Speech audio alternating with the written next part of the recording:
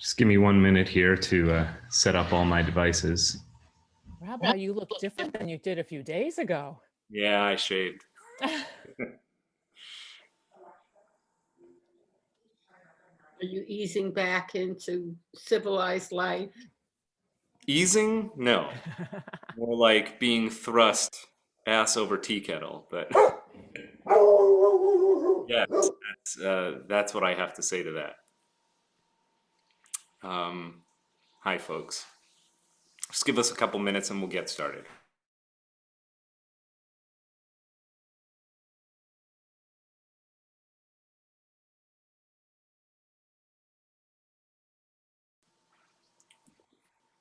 Our friendly public service announcement: class is being recorded.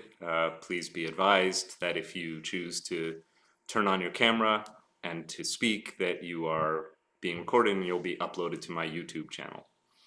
It's not going to go viral, I promise you. Of all the things in the Jewish world that are going to go viral, Rabbi Blake's Mishna class is not among them.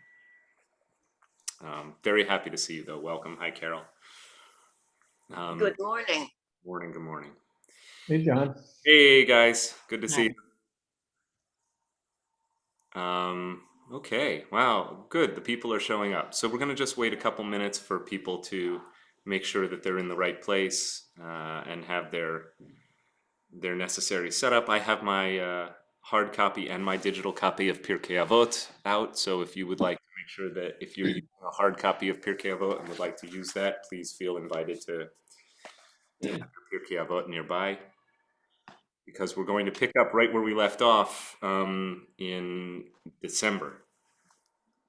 So I'll give us a quick, a very brief kind of recap, so that if you weren't here with us in the fall, you'll know what we're doing. But it looks like most of us are at least in some way familiar with the material, because I've seen your faces before. Also, let me wish you a Chag Sameach. Today is Yom HaAtzmaut, Israel's 73rd anniversary of independent statehood. On this day on the Hebrew calendar, in 1948, Ben Gurion stood before an assembled group of honorary dignitaries and declared the independence of the state of Israel. And the rest, as they say, is history. Actually, it wasn't on this day on the Hebrew calendar. We're adjusting 2 days early because of Shabbat. So Yom HaAtzmaut fell originally on the 5th of Iyar, and that's when it is scheduled to take place, the 5th of the Hebrew month of Iyar. Today is the 3rd of Iyar, but you can move Yom HaAtzmaut up as much as 2 days in order to accommodate Shabbat. So that's exactly what is here. And yesterday, therefore, was Yom HaZikaron, Israel's day of memorial for its fallen soldiers and victims of terror. So there's this pairing about which Rabbi Levy comments in this morning's e-blast, the electronic newsletter from the temple. If you subscribe, you can read his remarks. It's very poignant that Israel's Memorial Day and Independence Day are linked back to back.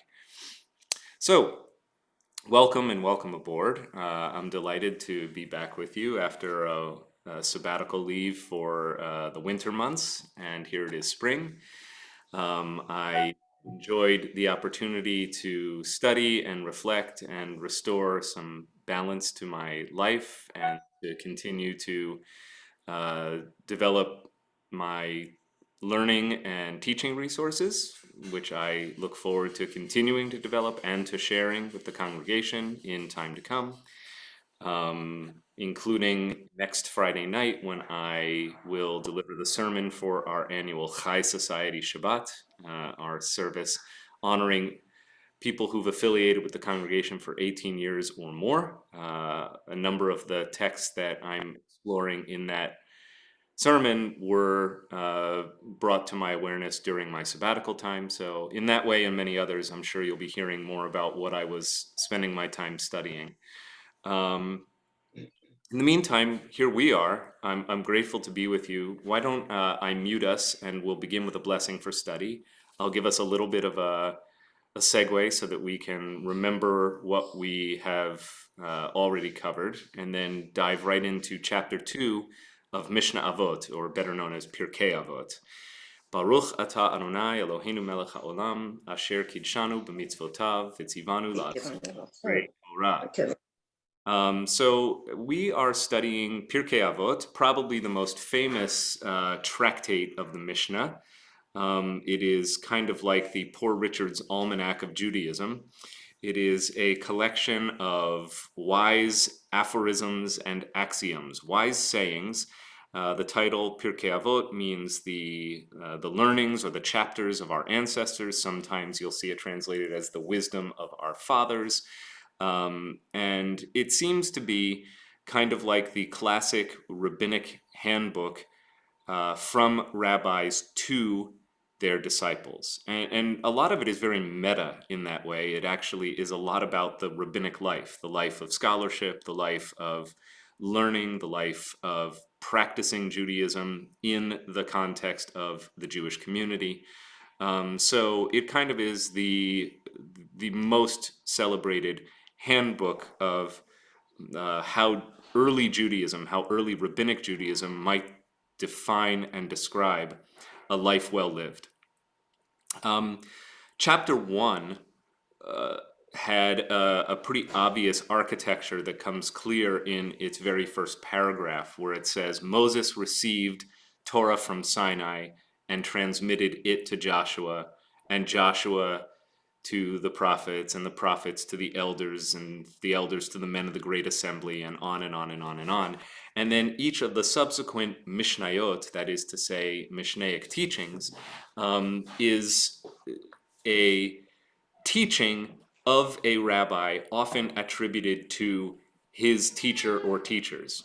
And we saw that many times the way in which it works is that one rabbi of generation X will raise up two disciples of generation Y, and then we'll hear the teaching of Rabbi Y and Rabbi Y prime, the pair, in succession, and then they will raise up disciples. And so you have this kind of tree, this proliferation of rabbis and disciples, and therefore, the transmission of teaching one generation to the next. So we're going to just continue in that sequence, knowing that will help you understand that implied format continues here at the head of chapter 2. Chapter 2 will begin with a rabbi who is so well known that he is called only Rabbi. And when you see that in the Mishnah, we are talking about Rabbi Yehuda Hanasi, or Judah the prince, or Judah the chief. He was the head rabbi of the 5th generation of rabbis after the fall of Jerusalem in the Judean war of the 70s of the 1st century. And so we have 5 generations of teachers, beginning with Yochanan ben Zakkai and his disciples in the Mediterranean town of Yavne, not far from what is today Tel Aviv. By the time we get to Judah Hanasi, 5 generations later, the rabbi who will begin our study today, we are now relocated to the Galilee.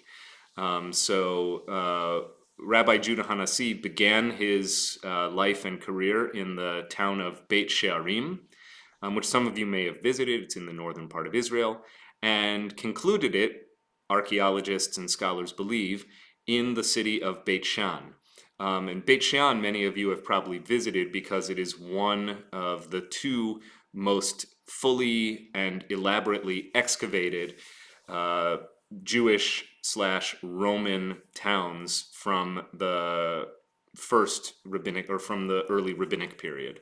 The others being Caesarea, which was really erected by Herod the Great before the advent of Jesus, but right around the turn of the 1st century. And then he built an elaborate port, and of course named it Caesarea in dedication to the Caesar, to the Emperor of Rome. The other Roman Jewish town that many of us have visited when we've traveled to Israel is Tzipori, or Sepphoris. And Beit Shan is a little bit to the east along the Jordan River as you make your way down from the northern part of the West Bank toward Jerusalem and Jericho. If you have not visited Beit Shan, the next time you have the opportunity to go to Israel, I highly recommend putting Beit Shan on your itinerary because the archaeological excavations are absolutely astonishing. And even if you were there more than 5 years ago, the archaeological excavations are absolutely astonishing. Every time I go back, another another portion of the city equal in size to what's already been excavated has been newly excavated. So that's a little bit about just the life of, or the location of Rabbi Judah Hanasi. He is distinguished by two other main claims to fame in addition to being the chief rabbi of his generation. One, he was the interlocutor between the rabbinic or the Jewish community of his time and the Roman government. Hence the term Hanasi, which actually the word Nasi is what we use today for the role of the president in Jewish organizational life and in Israel. So Reuven Rivlin is the Nasi, or the president of Israel. He is not the prime minister. Prime minister is Rosh HaMemshalah. All of this good trivia for Yom HaAtzmaut today. Rosh HaMemshalah, literally the head of the government, or the prime minister, the lead governmental official. Nasi is more of a ceremonial role, in antiquity as today. And finally, he is best known as the one who put the finishing touches on and compiled the Mishnah. I doubt very much that it was a single-handed effort, but nevertheless, when you think about who's responsible for presenting the Mishnah to us in the form that we have received it, it is the same Rabbi Judah Hanasi, here identified just as Rabbi. So what I'd like to do is just bring up onto the screen Pirkei Avot, Chapter 2, Mishnah number 1, teaching number 1, and let's dive right back in because I think most of this will just start to click again, and our wheels are not going to be too rusty. So we're looking here at Pirkei Avot 2:1. This is from Sefaria, the wonderful online Jewish resource that continues to grow and become more and more of a fantastic resource for learning and teaching. So Roz Black, did you mean to put your hand up in the digital window? You're muted, by the way, so I can't hear you. Okay, I'm going to assume not, so I'm going to lower the digital hand and I'm going to proceed with the text. Did we say a blessing? We did, yes. Okay, Rabbi Omer, Rabbi says, Ezohi derech yeshara she'avor lo ha'adam. I like doing a little bit of Hebrew just so that you can pat yourself on the back for knowing more than you think you may know.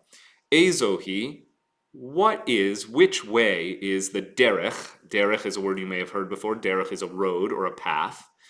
Ezohi derech yeshara. Yeshar, or yeshara in the feminine conjugation, yashar means straight. If you've ever heard somebody acknowledge a ritual honor in a synagogue setting with yashar koach, which usually means good job, it literally means straight and strong. Yashar is straight. So what is the straight path, the right path, the optimal path? Derech yeshara she'avor lo ha'adam, that a person should adopt or should go on. So what's the optimal path for a man, for a person? Here it says a man. Adam, though, is really a gender-neutral term, the way it's used in rabbinic literature. And the answer, Kol shehi tiferet le'oseha, v'tiferet lo min ha'adam. The optimal path for a person, the straight or the right path for a person, is any path, kol shehi, literally all, not just one which is, but any path which is an honor. Tiferet means honor or glory, which brings honor, le'oseha, to the one who does it, to the one who is doing it, whatever the it is. We have to talk about that, because oseh is not usually a verb associated with a derech, right? The question is, what is the right path for a person to choose? All that, or any one, the answer is any path that is honorable to do. We'll talk about that. V'tiferet lo min hadam, and that brings him honor from other people. So as they translate down here, one which is an honor to the person adopting it, and on account of which honor accrues to him from others. Let's just take that much because it's a really, I think, layered and loaded comment to begin our study. So what is the honorable path for a person to choose? Any path, and the answer is any path that brings honor to the one who does it, as well as honor from other people. So what's he referring to, and what are we talking about here? How can we, this seems very kind of vague. How can we do an application of it? I'm curious just to hear what does this line evoke for you? How does it register? How does it land? What do you think Rabbi Judah Hanassi might be talking about? Anyone can chime in. You can raise your hand or unmute yourself. Judy, you've taken the lead. Thank you. My husband, Ivan, has taken the She lead. transfers it. Great. So let's hear what you have to say, Ivan. Okay.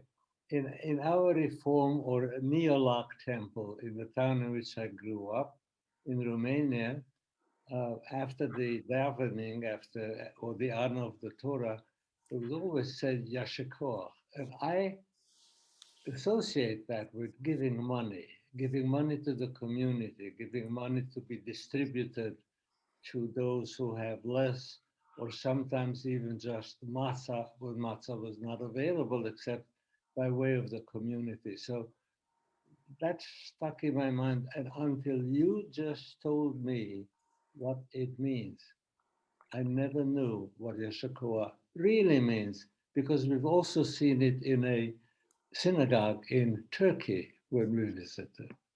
Thank you. So a couple of thoughts. First of all, thank you for sharing. And I always like hearing stories about Romania and the Neolog temple that you attended as part of your that was your Jewish upbringing. And it is entirely consistent with kind of what I'm now going to call, with no offense intended, Ivan, a kind of old school Jewish norms that the honor of an aliyah to the Torah would be accompanied by the expectation that the one performing it has made a contribution. So honors to the Torah in many synagogue settings, certainly in parts of Europe and brought over into the United States and elsewhere, is that you pay to play. And that the honor of an aliyah, after you cover Kohen and Levi, the first two, there are still 5 more aliyot to distribute on a traditional Shabbat morning service. And those would likely be given, at least first priority would be given to, somebody who was going to make a nice donation to the temple. And the kavod, or in this case, the text uses the word tiferet, the honor comes both from, being honored by others with the honor to the Torah, but also bringing honor to oneself and one's reputation by being a benefactor to the Jewish community. Interestingly, and also related, the greatest rabbi, perhaps of all time, Maimonides, the Rambam, wrote an extensive commentary on every chapter of Pirkei Avot. And in Maimonides' commentary, he writes extensively about this Mishnah, about Pirkei Avot, chapter 2, section 1. And this is the section that begins Maimonides' one of his most famous exegeses or excurses on the subject of the golden mean. Now, you got to know a little bit about Maimonides, that he, of course, many of you know he was the greatest Torah scholar, not just of his generation, but perhaps of all time, thus inspiring the famous maxim, Mimoshe leMoshe ein kaMoshe, from Moses to Moses there was none like Moses, meaning from Moses, the prophet of the Torah, to Moses, that is Moses Maimonides, he had a first name, Moshe ben Maimon, there was none like Moses. So he was the equal of the biblical Moses and then some. 2, he was a court figure and a consultant to Spanish royalty. 3, he was a celebrated physician and scientist.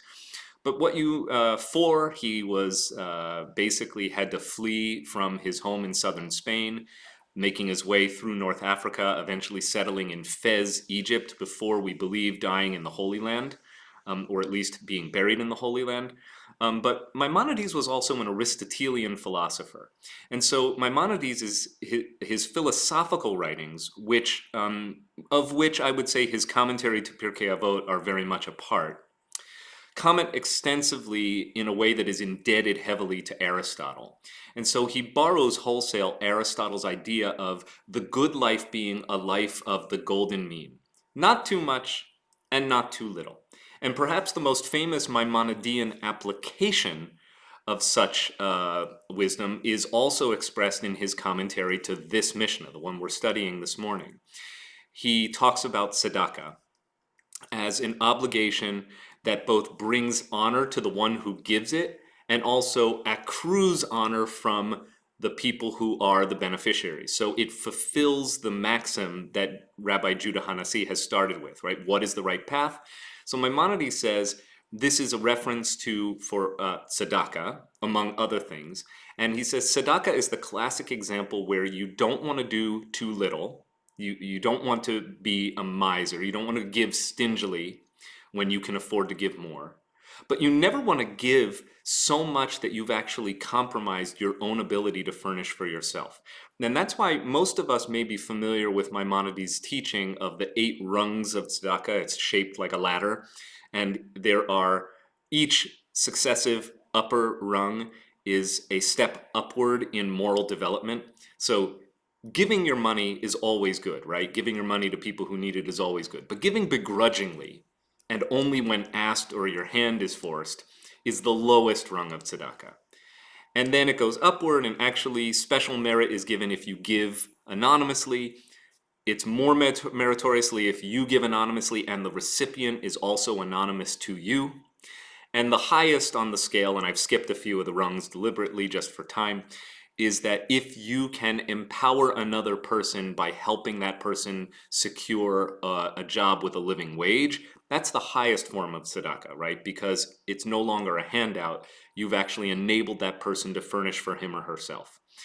But Maimonides said something, and most of us may have also heard that Maimonides recommends 10% of what one makes, one gives.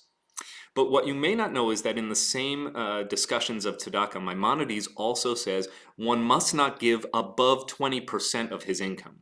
So there's actually an upper limit, because Maimonides starts to worry at that point that one's desire to do good will actually cause harm to oneself, could actually jeopardize one's ability to continue to give tzedakah.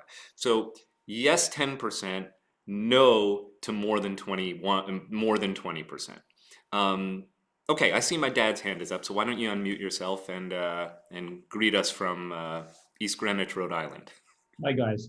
Hi. I wanted to answer the first question you asked, which was, unpacking how do you know which is the right path to take, one which, gives you honor, which is honorable and also reflects honor from the community. I want to kind of answer in the negative, as inspired by a recent documentary on the college admissions scandal. And I would say, you should behave in a way that if your behavior got out to the public, you would not be ashamed. And what was clear from this documentary was that despite the hundreds of thousands of dollars which were being immorally used to game a system, these people all knew that it was wrong. Their biggest fear was that somebody would find out what they had done and it would ruin their reputation. None of them were going to be ruined financially, but that somehow their reputations would be ruined. So that's the way I would answer it. Act in a way that if people heard about what you had done, you would not be ashamed or debased by it. I want to. That's fantastic. I'll have to watch this documentary. What platform is it on? Netflix. I think it was Netflix. Netflix. Okay, totally gonna look for that because it sounds like there's a sermon in there, but also it sounds like it's a good documentary. Sure. I want to hold on to that because I think that the way in which you have tapped into something that's implied in this text or about reputation, and the fact that what we do in public must reflect our inner understanding of what is right. And hold on to that, because the last part of this same Mishnah is, I think, going to provide a very meaningful amplification of your theme. So I think that's great. So to be continued. Russell. Well, thank you very much. I actually would like to continue in the vein of what your father said, because it touched a very important nerve, I think, and that is what I liked about this passage. I was actually disappointed to hear that it's really about money, because now that's only Maimonides' opinion. So and I think that, you know, there are times when I have my professor of biblical studies, Rabbi David Aaron from the Hebrew Union College, wrote a book about deliberate ambiguity in Jewish literature. So I am actually of the mind that sometimes it is actually the intent of the author to leave things more open rather than specific. So let's just say Maimonides is one elevated opinion, but only one opinion. So continue, please. Well, as I say, I was disappointed to hear that this was actually about monetary charity, because I read it sort of, I think, the way your father did, that the right path represents that very narrow confluence of something that you in your heart know is right, and that the community holds in esteem. And the reason why I'm very moved by the example of the college bribery scandal is that it is very common that you can do something that you in your heart know is the right thing to do, but it is derided by society, and vice versa. When the college bribery scandal broke a few years ago, I had a very fascinating conversation with some of the young associates in my firm, not one of whom was offended by the bribes that were given. In their view, the system is all rigged. It's all about money.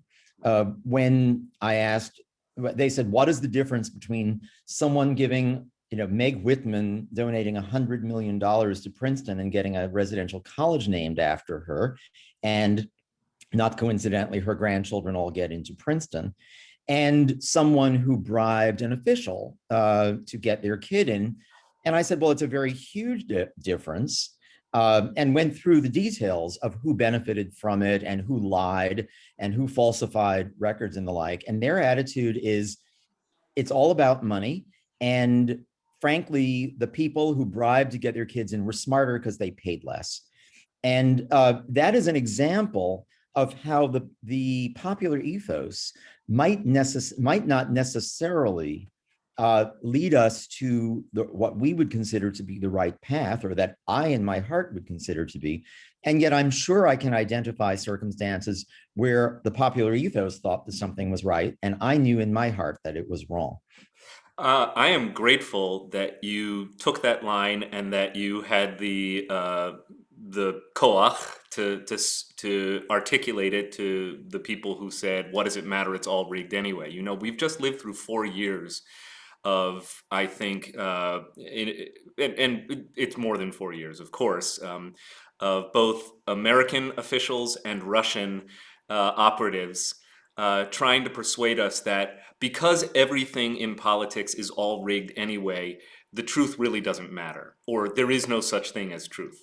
And my every fiber of my being and every learning of my Judaism pushes back forcefully against that. So thank you. Let's read on a little bit, because this is a multi-statemented Mishnah. It really should have been divvied up into several, except for the fact that it seems to me that they're all interconnected.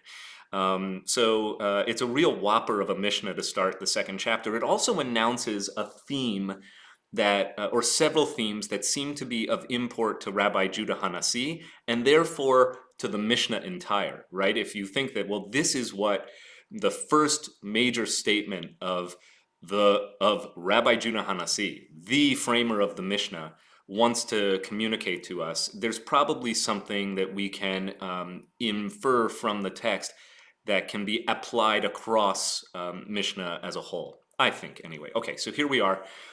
We've read the first statement. That was all a half hour on one statement, but that's good. That's Judaism. Here we go.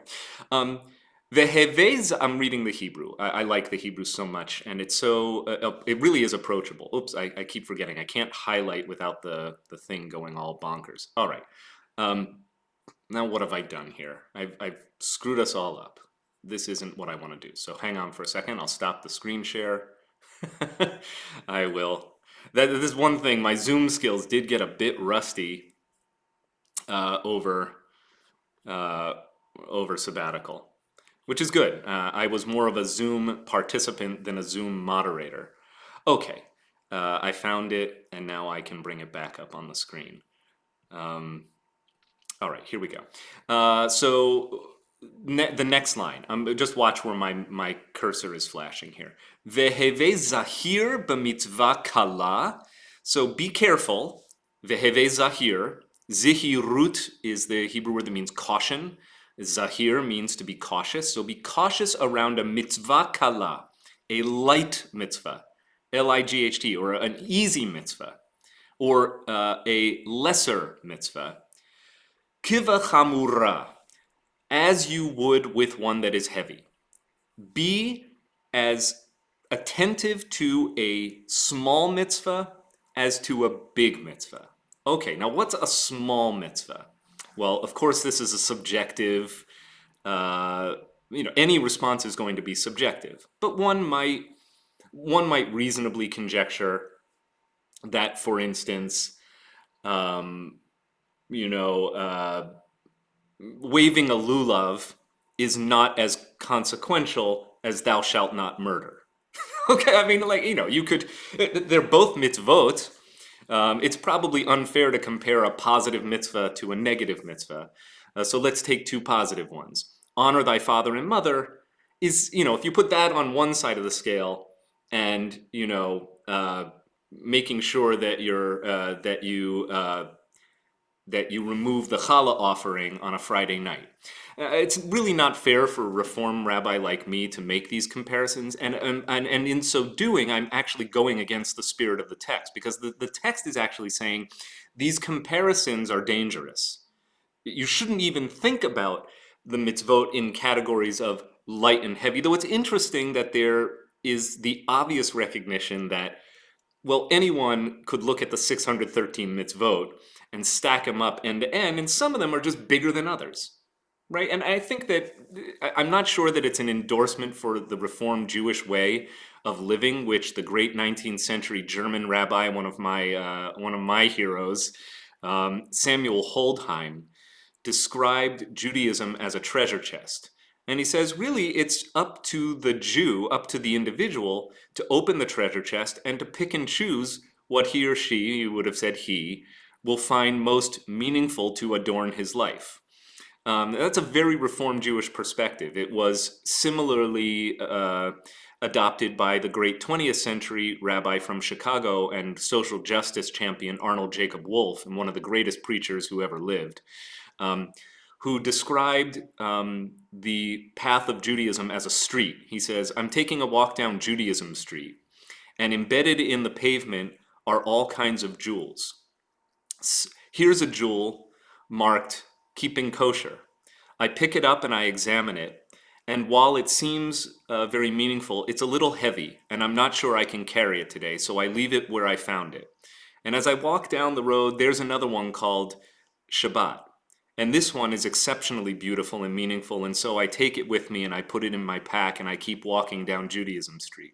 I think it's a great sermon, and it's this whole idea that a Reformed Jewish life should not be disparaged as a life of as unserious when it comes to Judaism, but it is a life where we pick and choose what is going to add the most beauty, depth, meaning, and enrichment to our lives. Anyway, that's a bit of a digression, but I think it is one that's inspired by this text, because it says, take a light mitzvah as seriously as you take a heavy mitzvah.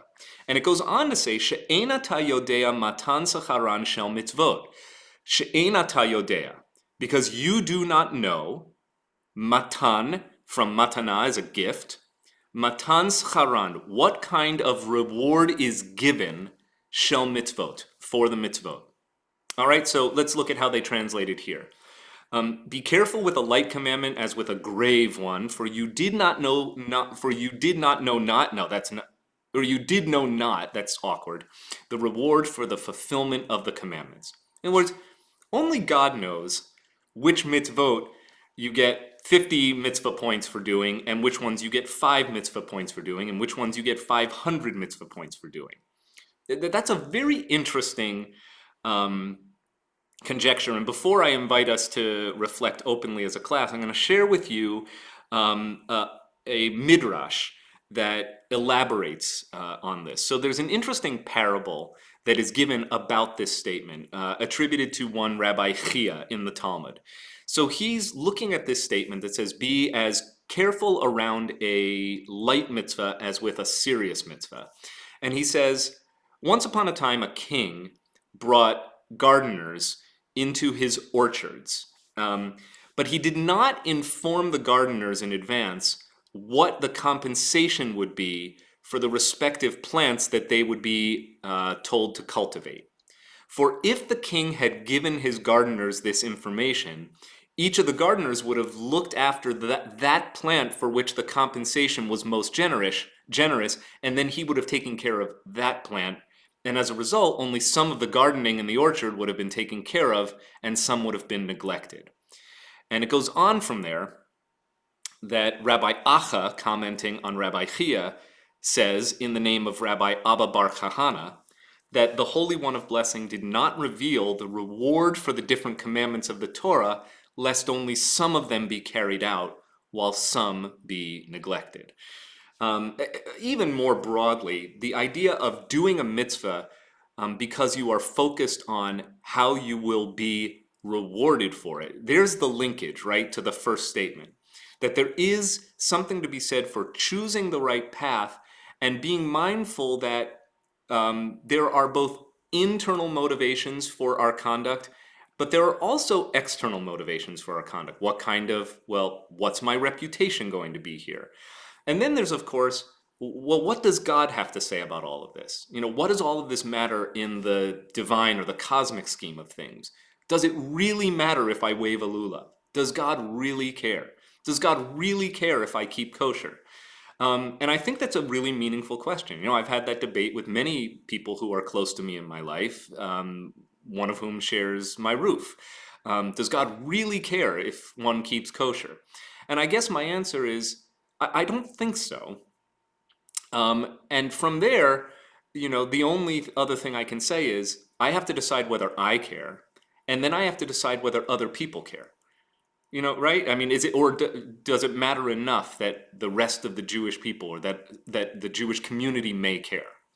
Or I might just say, no, that stone is too heavy to pick up. I'm going to go down Judaism Street and look for the next jewel. Right? So I think that on these matters of observance, and I think that there's also this idea that, of course, we all recognize that honor thy father and mother may be a more serious commandment than wave a lulav on Sukkot.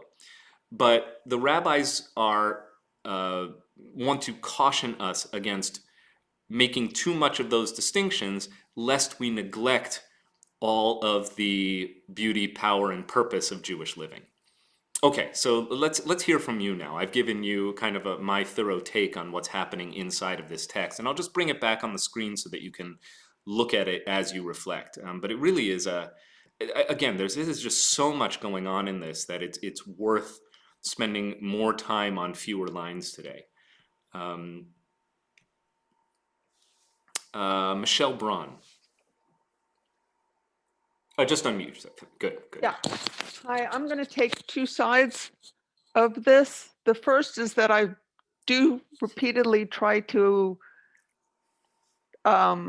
explain the position that there is tremendous beauty associated with living inside all of these rules, where you don't say, gee, this one makes sense to me, this one doesn't, this one is convenient, this one doesn't, which is a very non-orthodox approach. And yet, if you live inside that, and particularly within a community, that is, those things, the specific things just become part of daily life. And there is a beauty, for example, of having a Shabbat, which is spent studying, sleeping, hanging out with the kids, whatever.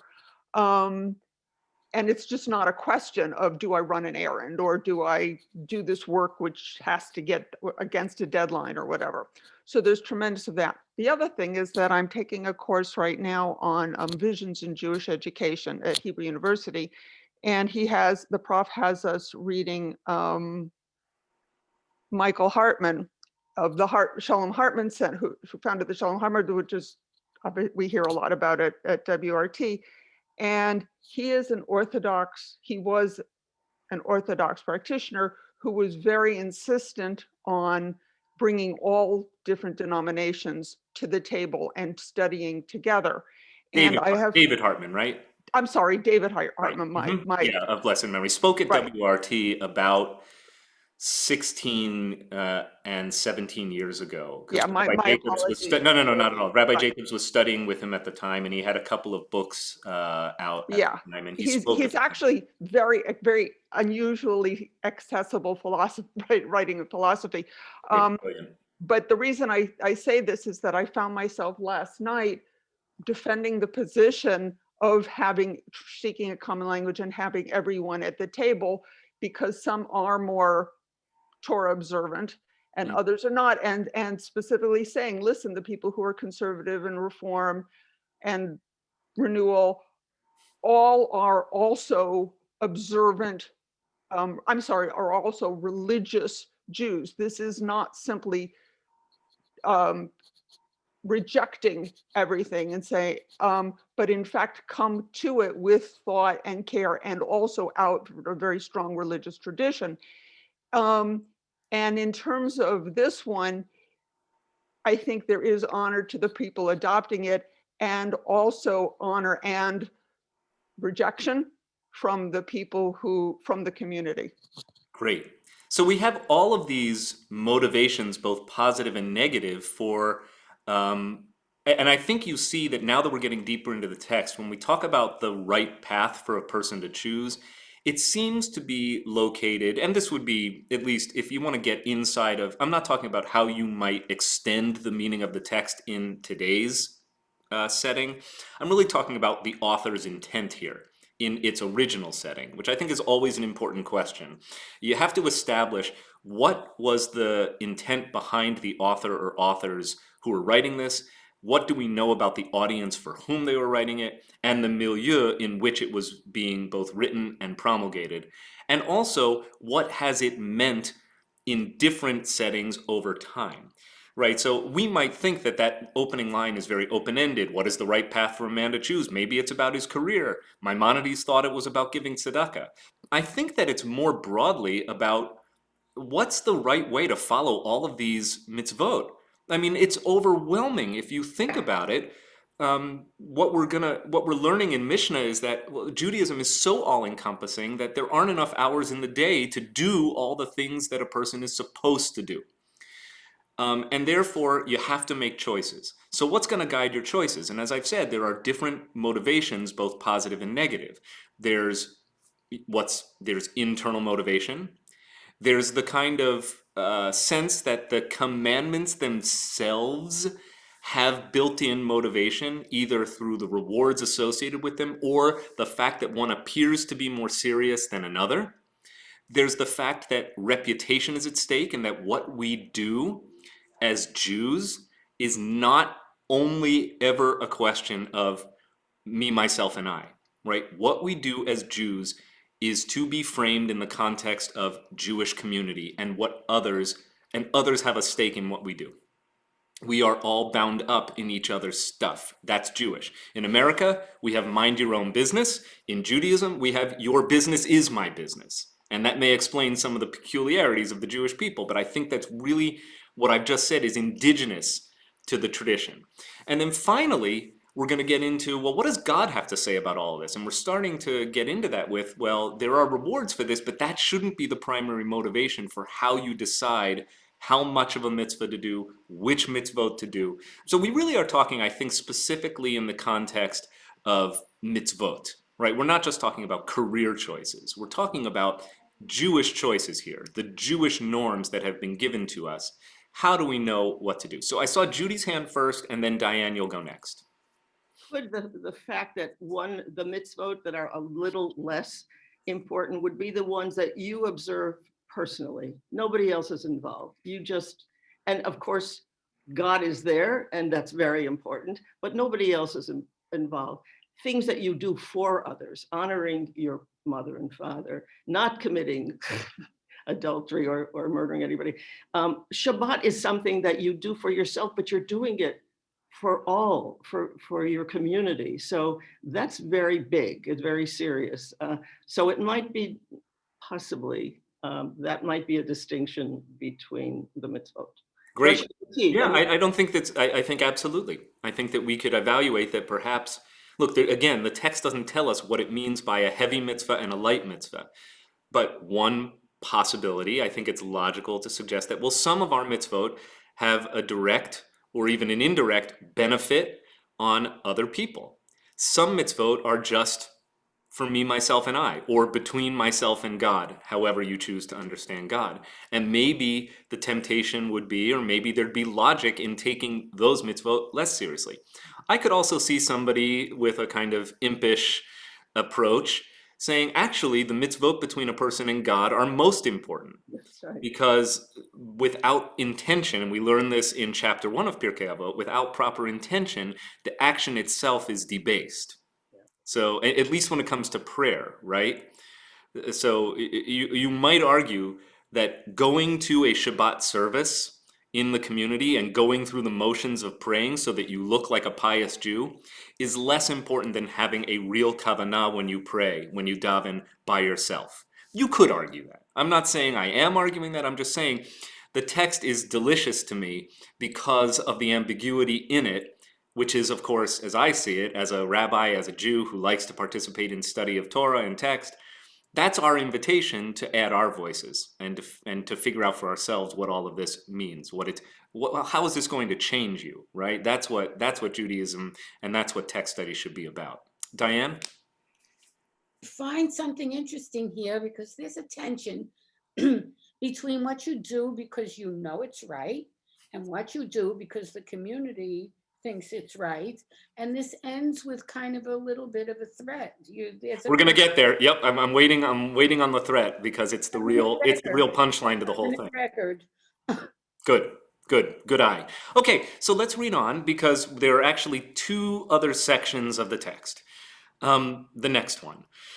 Also, reckon the loss that may be sustained through the fulfillment of a commandment against the reward accruing thereby, and the gain that may be obtained through the committing of a transgression against the loss entailed thereby. So here's another way to, again, all of these seem to be answering the question, how do I know what the right path is vis-a-vis the mitzvot? Either doing them or not doing them, which itself is fascinating because here we have a classic rabbinic text implying the whole time that the way you live a Jewish life is largely a matter of choices and consequences. And if that isn't reform, at least in spirit, if not in name or identity, then I don't know what is. Right? This is a Judaism of choosing your path. This is not a all or none, black or white, you must follow all the mitzvot to the letter all the time, every day of your life approach. This is a very realistic recognition that there's too much in Judaism for everyone to do everything all the time. So how are you going to choose? And we've talked about the different motivations, positive and negative. Well, here's another one. Consider when you are about to do a mitzvah, what you are going to lose by doing it. Let's talk about Shabbat. What am I going to lose by observing Shabbat? Well, a lot of things potentially. There's my time that could be spent doing other things. There's the possibility of maybe I will lose friendships because I can never hang out on a Saturday with people who want to see me. If I'm strictly observant the way Orthodox Judaism would define it today, I'm going to lose the opportunity to see a movie, go to a concert, go out in my garden and use an implement to, prune my trees. I mean, all of the things that you might want to do on Shabbat, if you're strict about it, those would be lost opportunities. On the other hand, what are you going to gain? And Michelle articulated some of that. There's something beautiful about spending Shabbat studying and resting and praying and being with loved ones. And okay, there's also the same analysis that a person is invited here to perform with transgressing mitzvot. Okay, I'm going to use some ones that don't feel too scary for us. So I'm going to violate Shabbat. I'm going to assume we've all violated Shabbat, at least the way the rabbis understand the way in which Shabbat is supposed to be done. What am I going to gain? What am I going to lose? And in this case, the rabbis were probably also concerned of not just what am I going to lose in terms of my experience, but also what if God is angry at me? What if I am going to invite the evil eye by transgressing a commandment knowingly? What's to be gained? What's to be lost? And then finally, the last line. And then this is the one that Diane has highlighted for us to examine closely, and that I promised earlier would loop us back to what my dad said about, what you do is never really just, what you do in private has to be analyzed through the lens of how would this look, right? So there is this really fascinating, maybe disturbing line that comes up at the very end to complete the text. Apply your mind to three things and you will not come into the clutches of sin. A really nice phrasing. In other words, just meditate on the following and you will never go astray. Know what there is above you. And let's look at the Hebrew here. It's really great. So here is the three. Da ma lamala mimacha. Da, know, ma, what. Lamala means up, like aliyah. You see Allah in there. So know what is above you. Mimacha, you. And here are the things. Ayin roa, an eye that sees. Ve'ozen shoma'at, like from Shema, an ear that hears. Ve'chol ma'asecha, and everything you do. And there's that word again. Remember we talked about oseh. What is the right derech? What is the right path for a person to choose? It is the one that brings honor to the one who does the things. We haven't talked about, we have talked about what those things are. I believe that this is a reference to the mitzvot, taken together as this huge collective of Jewish living in the aggregate. So v'chol ma'asecha, and everything that one does, v'sefer nichtavin. And here's the first time we see this notion that is familiar to all of us who have observed the high holidays at any time in our lives. Everything one does is written, nichtavin, v'sefer, in a book. So at all times, in addition to all of the other things that may motivate your actions, which again, to recap, will this be good for me? Do I get a sense of honor from doing it? Does it bring honor to me from within? Does it bring honor to my station from without? That was the second thing. What's the reward going to be? Well, on that one, the rabbis directly counsel, no, don't pay attention to that. That should not motivate you. Nor should the subjective, qualitative weight of a mitzvah, right? If a mitzvah seems light or seems heavy, that's not a good consideration because you don't know. You don't know what matters to God. It goes on to say, also consider what are the trade-offs. When you're doing mitzvot, what will you gain from doing them? What will be lost by doing them? Similarly, by choosing not to follow a mitzvah or even to transgress a mitzvah, what will be gained? What will be lost? But the whole while, and here's the whopper, know that there are three things that you have to be aware of. One, there is above you an eye that sees, an ear that hears, and everything you do gets recorded in a book. Okay, let's stop here on the screen share and open this up for discussion. Now we've read the entire first text. I think it all kind of gels. Now what do you make of it?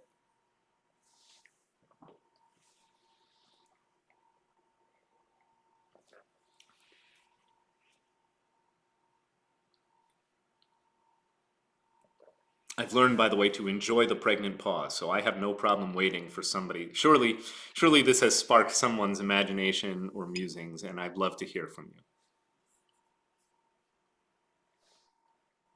Trish, would you chime in, please? it makes me feel a little bit like, the parenting advice that you either heard and couldn't figure out how to apply, or you heard as a child, I'm telling you all these things, but you have to decide what's right. It's like, ugh. Right. Either that, or, it's Santa Claus is coming to town. He knows you, he sees you when you're sleeping, he knows when you're awake. But either way, it's either very benign or it's very, it's all on your head, one way or the other. The Christmas Carol that I have described as the most terrifying song in the entire Christian canon. Like, forget all of the, requiems about Dies Irae and the Day of Wrath and all of the transgressors will be punished. The most scary Christian song of all time is Santa Claus is Coming to Town. He sees you when you're sleeping. He knows when you're awake. Oh my God, it's awful. I'd never want to live with the awareness that Santa Claus was watching everything I am doing. That's so creepy. But yes, that's kind of God as Santa Claus from Santa Claus is Coming to Town, right?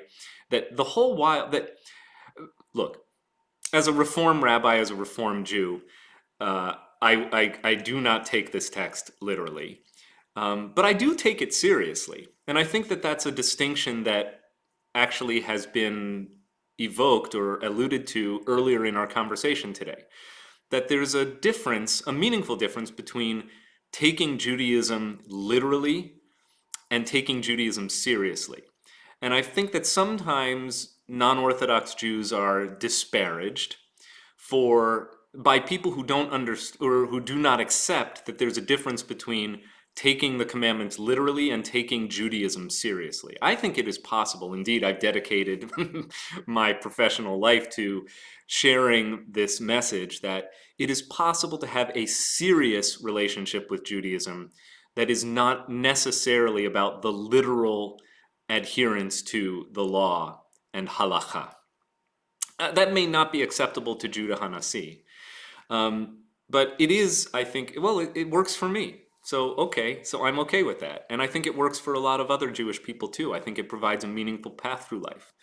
I don't think it provides all the answers though. And I think in line with what Trish just said, it is probably scary to hear those words from a parent or any authority figure.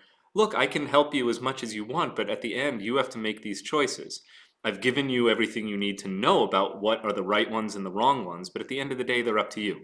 But then, of course, because these are rabbis and their orientation to their faith is that God is in front of them at all times, they want to make it clear that you may not know what God has in mind as to which mitzvot count for more and which ones count for less, but everything you do is being watched. As a Reform rabbi, I don't accept that premise literally, but I do take it seriously and I reframe it as follows. In Judaism, what we do matters. And that's a statement I can get behind, and it's one that I think is consonant with this text, even if it is not literally from this text. I think it is a natural outgrowth of this text for me to teach from a Reform Jewish perspective that in Judaism, our actions matter. That our actions are consequential, that what you do has weight, that what you do is important. And that's a message that I have tried to be consistent about teaching and also upholding in my own life. There are a lot of things in this world to despair of, but the significance of human action from a Jewish frame is not one of those things. Other thoughts? Yeah, Judy. I just want to take back what I said. Not simplistic, much too simplistic. Absolutely. I've sat on the jury and I've listened to the different comments. I'm totally changing my mind. What you do personally is extraordinarily important, and Right. it's just not that easy. Right, but okay, but without wanting to dismiss where you were originally going, I think it is reasonable for people to conclude that the things I do that have a direct effect on other people or that are visible in public may be the ones that are given higher priority. Because some of this is about how do we determine the priority of mitzvot in our lives as well. Knowing, again, what's never said in this text, but what I believe informs it, is the rabbis are well aware that, that we are not superhuman. We are human. And that our tradition is extraordinarily demanding. and that it would be easy to kind of say, I can't do all of it, so why do any of it? And the rabbis don't want that to be the approach. The rabbis want people to choose wisely and well, but not to give up in the face of a demanding tradition simply because it is demanding. Lovely. Russell, and then my dad or mom, you can comment. My place is always after your mom and dad's, so I will defer. Okay, Dad. Maybe again, I've been watching too much Netflix, but inspired by things like unorthodox and shtisel, it seems to me that the more orthodox or Haredi lifestyle that you are in, the less latitude you have as to what's the right path for me. The more societal pressure there comes down to be, you know, every scene that you see in these movies, every time there's a mezuzah on a doorway, somebody has to stop to kiss it. You know, no, you can't marry that person. No, you have to sit over here. No, you're getting married to this guy. It seems, you know, that this has been, I'm going to use the word perverted into a sense to coerce behavior within a, you know,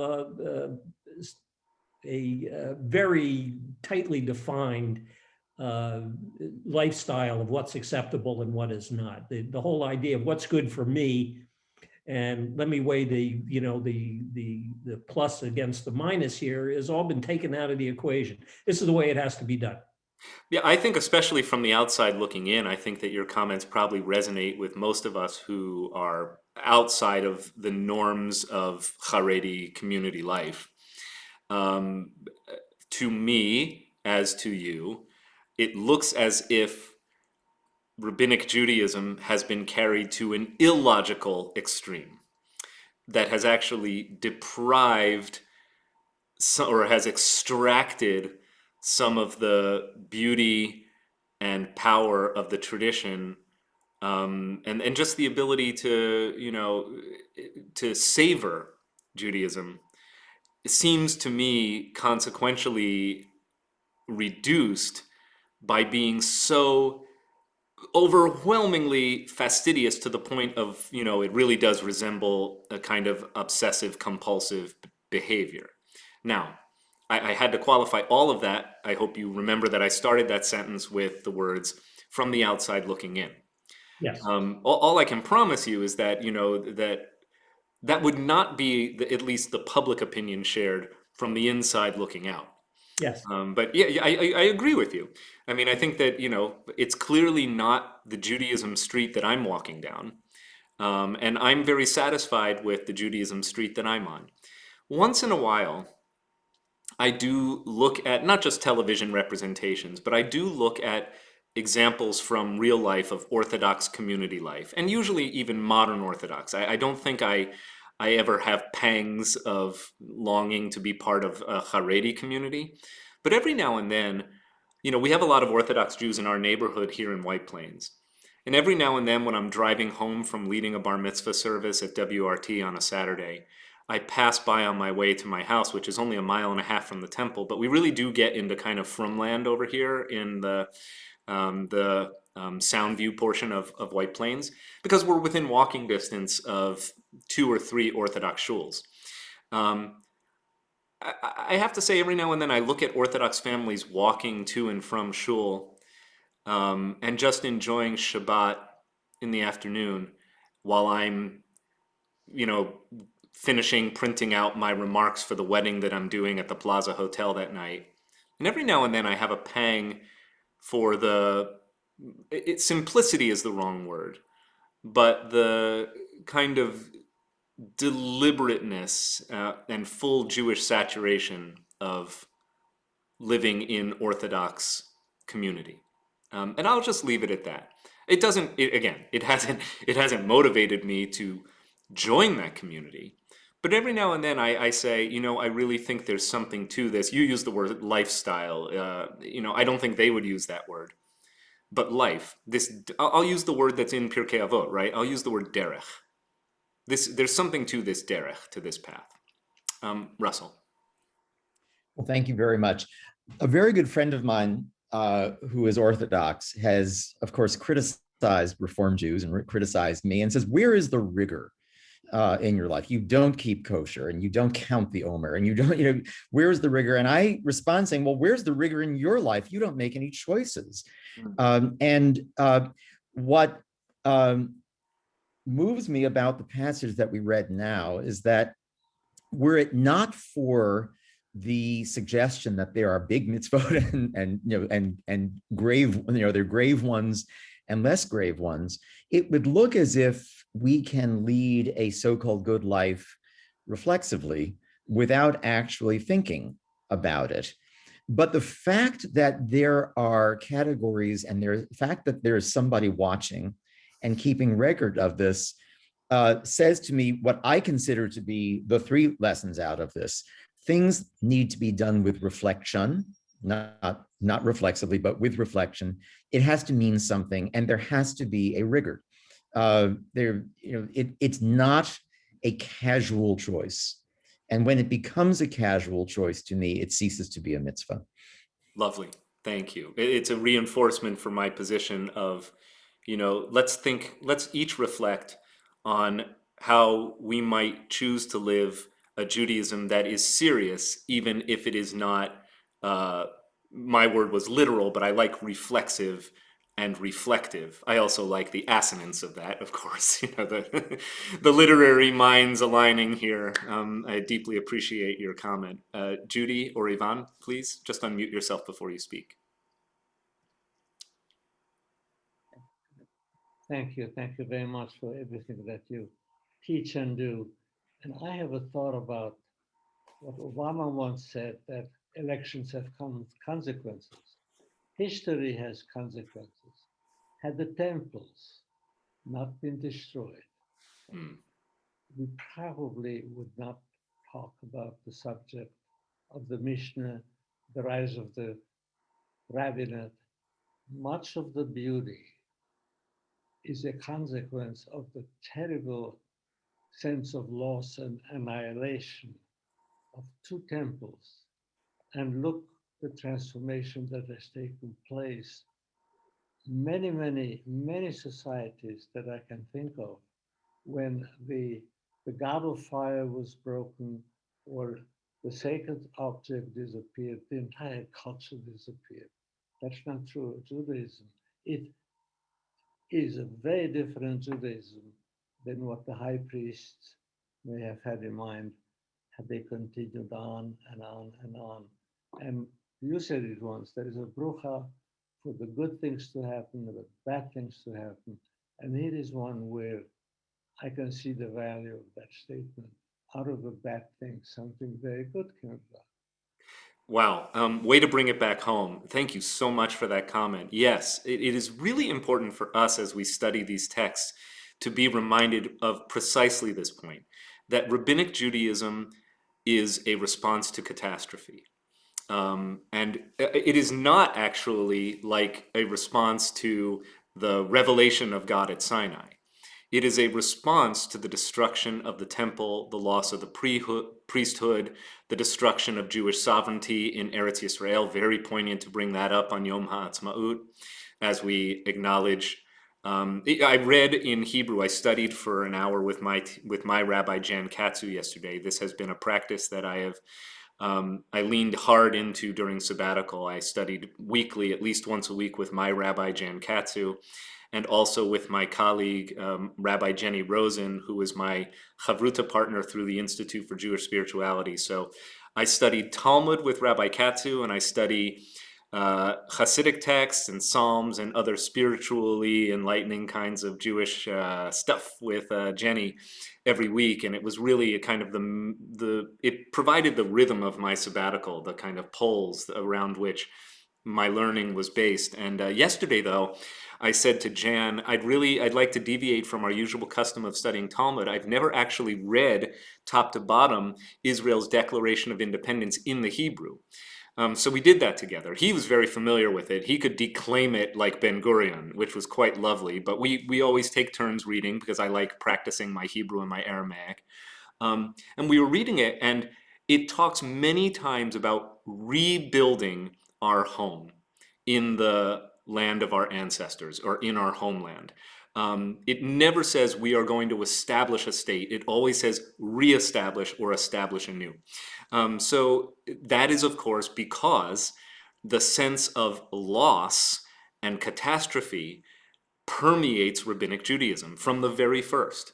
And even the Declaration of Independence, which I can commend to you in English, just Google Israeli Declaration of Independence and you'll find several records of it online, and it's wonderful. And it's not long, and it's really incredible. Notice what's in it and notice what's not in it. Notice that it begins with a statement that may be a lie. It says, Be'eretz Yisrael kam am ha-Yehudi. In the land of Israel was born the Jewish people. As a rabbi, I might say, well, maybe not. But Ben Gurion knew that it was a provocative statement. Anyway, it goes on from there, however, to say that we have suffered destruction, and this moment is important because we are rebuilding.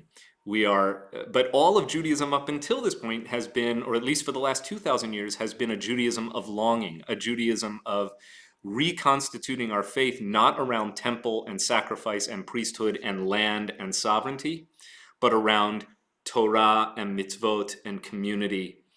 And the derech is not a physical derech anymore. So that's I think really a trenchant observation. Now we have time to, I think, tackle at least part of the second text before 11:45, and I have to end promptly today at 11:45. So I would like to proceed. By the way, somebody asked me in the chat window, how is this different from any other religion, really? Wouldn't other major religions all say that what you do matters? Sure, except, not to, look, I'm not here to take swipes at Christianity. I think that is both unfair and unwise. But except for maybe Santa Claus is coming to town, which I don't think is Christianity, which I'm happy to take swipes at just because it's so freaking funny and weird. But look, Christianity, I don't know. Catholicism, yes, what you do matters, but Catholicism does not really teach that the way to be a Christian is to model your behavior after Jesus's actions, right? To care for the poor, to treat the sick, to minister to the afflicted, to spend your time among the meek, or even to overturn the tables of the money changers. In kind of original OG Christianity, and I've been reading one of my sabbatical projects was to undertake a 1,000-page history of Christianity. I'm about 300 pages in, so I'm going to give myself like one finger pat on the back. I've got a ways to go.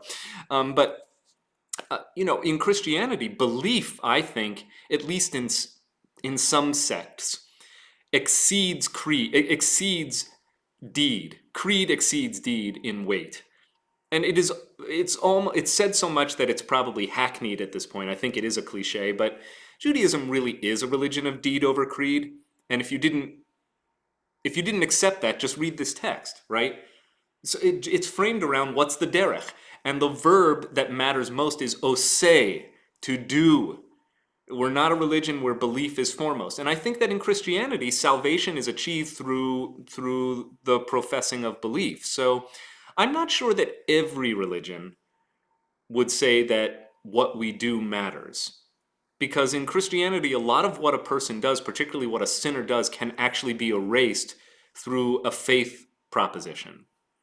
And I don't want to go too much into the weeds on that because it's a whole other semester course, which I have taught actually on how Jews can relate to early Christianity and Christian scripture. And I'll teach it again because it's meaningful, and also because Professor Michael Cook, who taught it to me, died 2 weeks ago, and we are in Shloshim for him. So, right, or salvation attainable only through grace, through God's freely given love, and not through anything you have done to earn it. So I think at least, look, I don't want to make this case over much, because obviously Christianity has a long historic tradition that emphasizes how it would define the deeds that inform a life of Christian piety. And also, Judaism has a long, thousands years tradition of belief. So you can reduce this argument until it becomes completely false. So I want to be careful about that. But if you were to compare the two world traditions or the two monotheistic faiths side by side, Judaism and Christianity, I talk about where the relative emphasis can be found.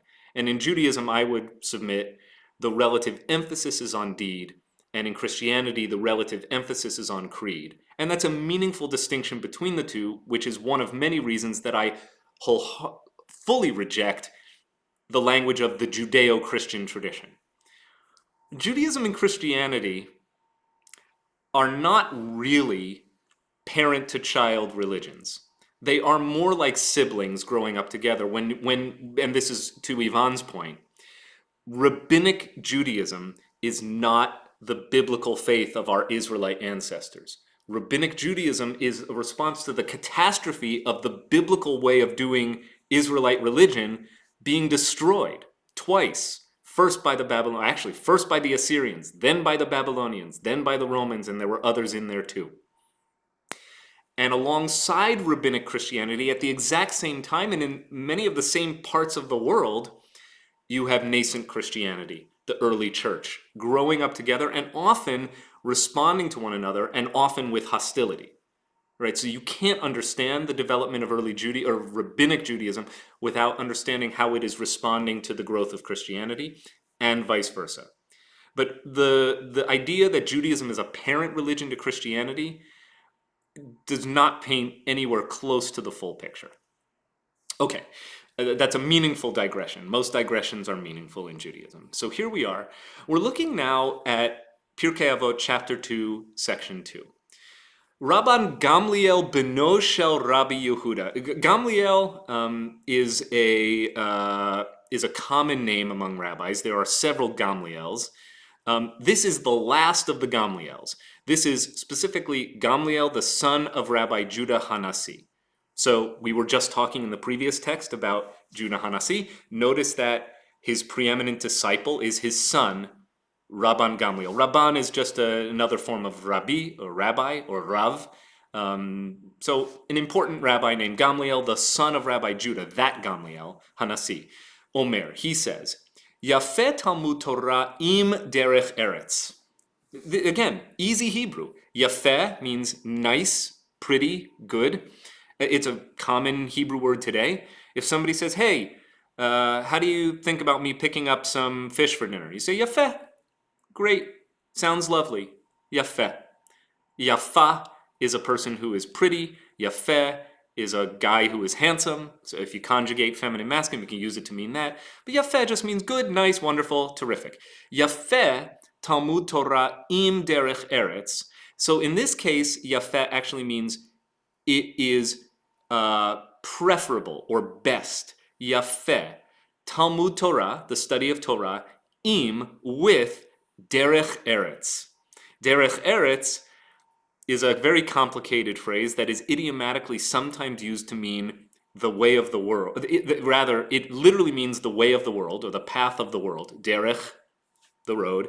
Eretz, the land. But it also means a worldly occupation. It also means common courtesy. I gave a sermon several years ago about derech eretz, where I talked about common courtesy being perhaps among the preeminent of Jewish priorities, right? I mean, there's a lot you can learn in the Talmud, but would you please just be nice to each other in the parking lot after Yom Kippur services? That's derech eretz. Hilariously, and I may have shared this with you before, but I'm just still amused by this, 15 years later after giving that sermon. So I give the sermon, I think, on Erev Kol Nidre, and then the next morning somebody comes up to me and says, Rabbi Blake, I really love that sermon you gave about Derek Jeter. I said, the Derech Eretz, not Derek Jeter. So anyway, true story. So Yafeh Talmud Torah im derech eretz. It is nice to have your Talmud Torah, your Torah study, and this really is going to speak, Dad, to shtisel. if you're watching Shtisel, which I've told you you have to watch, it is really good to have your Torah study alongside a worldly occupation. Sheyigiat shnehem mishachachat avon.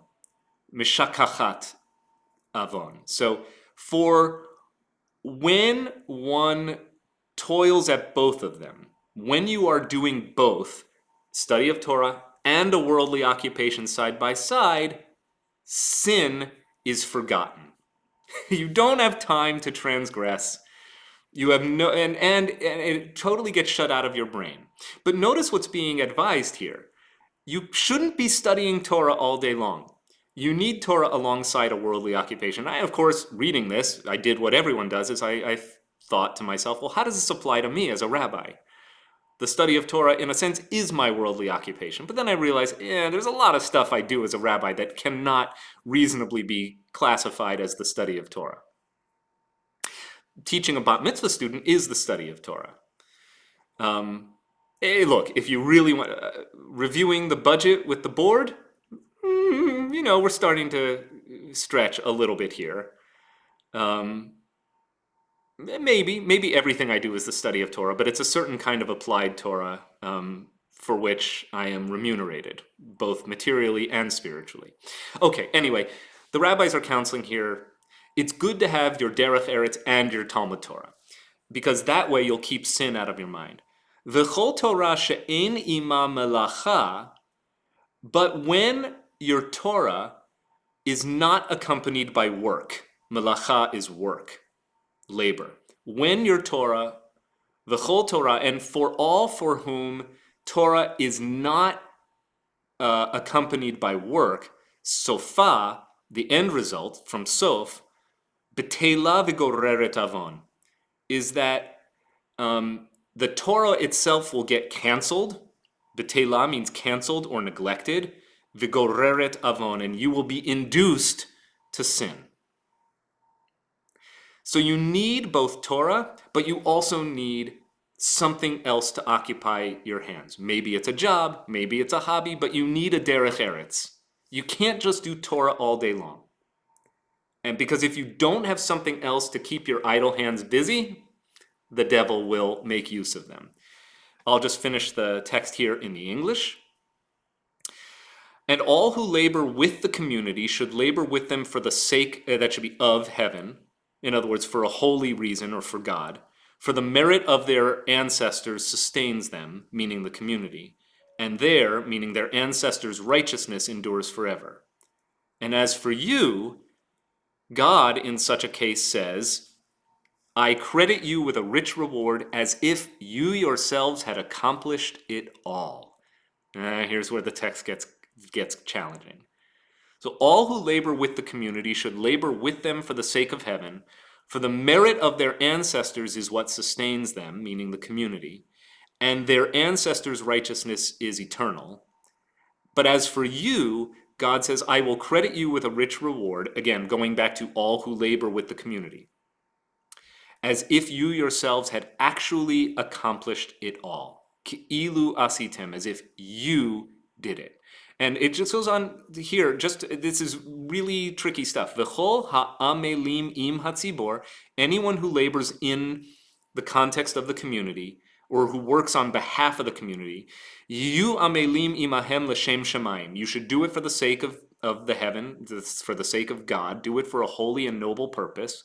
Shezechut avotam misayatan v'tzidkatam omeret la'ad. For it is their ancestors' merit that accrues to them, meaning you, the one who is doing work on behalf of presumably the Jewish community. As for you, ma'aleh ani alechem sachar harbeh, you will receive a great reward from God as if you had done it all yourself. So we've moved on from, on the one hand, you study Torah. On the other hand, you need a worldly occupation. And on the third hand, were you to have a third hand, it is important that you labor toward noble ends alongside your Jewish community. There is the merit of your Jewish ancestors that continues to sustain your work in the Jewish community, and their merit, meaning your Jewish ancestors, accrues to you as if you had done their deeds. So what is this text? What's happening here? Diane, what does it call up for you?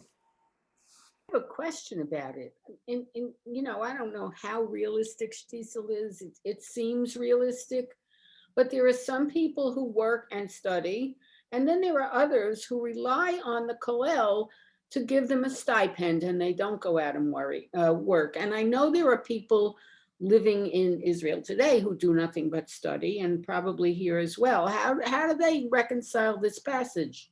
I don't know. I've never asked them, but the question is a reasonable one, right? Because this is one of those texts where I would say, hey, Haredim, how do you reconcile this? Again, from the outside looking in, it appears to me as if that degree of Haredi living violates this precept. If it's all Torah and no worldly occupation, how could that possibly be good for you, for your family, or for the Jewish community? And I believe that it does put disproportionate burdens on the community. It perpetuates an internal Haredi welfare state.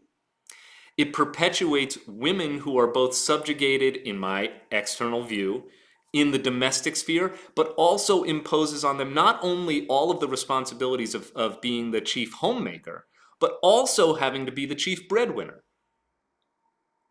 And on top of all of that, many, if not most, Haredim use their dedication to Torah as their kind of get out of army free card. So in addition, they profit and they benefit directly from the largesse of the government, which, again, when I talk about a welfare state, I'm talking about government welfare sponsors this Haredi lifestyle. Again, a word that they would not choose, but the Haredi derech, the Haredi way, is bankrolled by the Israeli government. Women are not only, I believe, kind of made into, the main workers in the home, but also often have to work outside the home to make, even a very modest income. A vast percentage of the Haredi community lives below the poverty line in Israel in often squalid conditions that wouldn't pass modern health code. And none of it seems consistent with what this text is trying to teach. But again, I want to I haven't reserved judgment, but I can't give you an answer as to the why of it all. Michelle, do you want to comment here or question here? I'm going to take a later part of the text, which is the merit from our forebearers, Yes. Bringing to us. And one of the things we routinely say about somebody who's died is, may his memory be for a blessing, may her memory be for a blessing. And it's that her memory will be a blessing for me, is at least one interpretation that I've read. That's right. And so there is this idea, in Hebrew, the phrase is Zechut Avot, or if your Yiddish pronunciation is what you favor, then you'd say Zechus Avos. But Zechut is the Hebrew word for merit, and Avot, of course, means forefathers or ancestors, like Pirkei Avot. So Zechut Avot is a Jewish notion that we get a head start in life as Jews. We get like Jewish brownie points just because of the merit of our ancestors. Now, you may poo-poo that idea, but every time you've davened the Avot prayer, that's exactly what you are drawing upon. Baruch atah Adonai Eloheinu ve'Elohei avotenu v'imotenu. We add in the Reform context, imotenu. Dear God, God of our ancestors. And it goes on to say, because Abraham, Isaac, and Jacob, and we add Sarah, Rebecca, Rachel, and Leah, were so awesome, you should be really nice to us as well. We're unworthy. Today's Jews are unworthy, but they were supremely worthy. So for their sake, if not for ours, have mercy on us, O God. That's the Avot prayer. That's the whole Avot prayer. So if you didn't know what you were davening, and surely you've davened the Avot at some point or another, either actively or passively, you're drawing on this idea of the merit of the ancestors. So I think that some of this is substantiating that view within Judaism, that when it comes to your labors, whether worldly or spiritual, we are all aided and assisted by the merit of our ancestors, which accrues to us as if it were our own deeds. Nevertheless, I think here's the important part where I'm kind of inverting the way in which the text is presented, but I believe I'm being true to the spirit of the text. Nevertheless, despite the fact that your ancestors have accrued all of this merit, which is now yours to enjoy, that does not excuse you from laboring nobly on behalf of the Jewish community. You can't just get by with Abraham points. It's not enough just to be a Jew who is an heir to the mantle of Abraham, Isaac, and Jacob, right? You've got to do it too. You have to get your hands dirty with the work of supporting the Jewish community. It's very nice when a rabbi can deliver this message and not have to say that it's my message. This is Pirkei Avot, right? So, and of course I'm preaching to the choir. Here you are on a Thursday morning showing up for Mishna class. You're engaged in the work of the Jewish community. When we start in-person services in 2 weeks, there's going to be a sign-up process so that we can safely gather according to kind of a very stringent read of public health recommendations. But we will have Friday night services, God willing, in person starting April 30th with a really robust Zoom option as well. And we won't be able to accommodate vast numbers of people, but it's a start. I'm sure that some of you are going to show up because you're all really invested in the life of WRT. So you're doing what this text asks you to do. Nevertheless, you can't just get by and say, it's enough that I'm a Jew. That is my merit. My merit is that my ancestors did it all for me. This text goes on to say, no, there are 3 things with which you must occupy yourself. 1, the study of Torah. 2, a worldly occupation. 3, support the Jewish community. However you understand that. Volunteer your time. Give your tzedakah.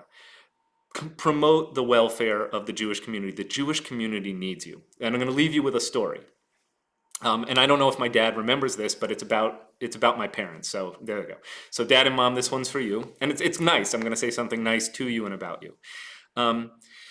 When I went to college, which was 30 years ago this coming fall, which is kind of crazy, fall of 1991, my folks, of course, helped me unpack my dorm room and met my roommates and the people in my hall. And one of the last things my dad said to me before leaving, it was, of course, the end of August and the High Holy Days were coming up. And he said, don't forget before, around the time of the High Holidays, don't forget to write a check to Federation. Now, we hadn't had a talk about this, and, I think that, I knew a lot about tzedakah. I was a very engaged Jewish kid, Jewish teenager, but it was one of those one-line conversations that really stuck with me. And he didn't have to elaborate it. I got it. It's like, this is what it means to be out in the world on your own. It's now your responsibility to give tzedakah for the welfare of the Jewish people. So write a check to Federation. Do you remember that, Dad? The only thing I would say, and I think you've mentioned this before, is as parents, be mindful of what you say because you never know what may surface, decades later. But thank you for that memory, John. I really appreciate it. Well, there you go. And I tell that story a lot at WRT to kids and to kids going off to college, but I've never shared it, I think, in the context of an adult ed class. So I'm grateful to share it. I'm especially grateful to share this time of study and reflection with you. It's so nice to be back doing this. It is lovely to be on sabbatical, and it is lovely to learn with all of you. So happy Yom HaAtzmaut, Chag Sameach. I hope to see you tomorrow evening. We're still online tomorrow for a very meaningful service celebrating Israel. We're going to have our cantors sharing special music and reflecting. It's going to be a lovely 6:15 Zoom, so please join us. And then the following week on Friday night, I hope to see you next Thursday, but the day after on April 23rd, which happens to be Shakespeare's 457th birthday, by the way, Russell. On that day, I will be delivering a sermon for Chai Society Shabbat, honoring congregants who've belonged to the temple for 18 years and more. So I'm back in the saddle and very happy to be with you, and I'll see you soon. Chag Sameach. Bye-bye now.